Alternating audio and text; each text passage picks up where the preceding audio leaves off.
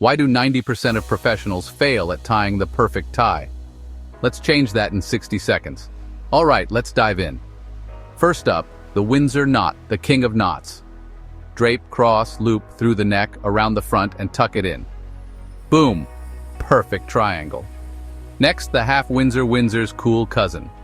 Start like the Windsor, but with half the effort. Less bulk, more style. Now the Pratt knot, the underdog.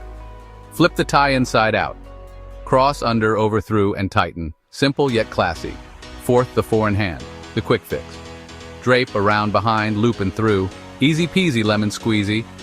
Lastly, the Trinity knot for when you want to show off. Around, up, over, through, repeat. Looks tricky, but you got this. Quick recap. Windsor, royal and solid.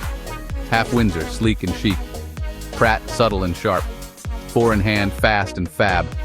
Trinity, fancy and flashy. Like, comment and subscribe for more quick tips. Catch you next time, Tie Masters.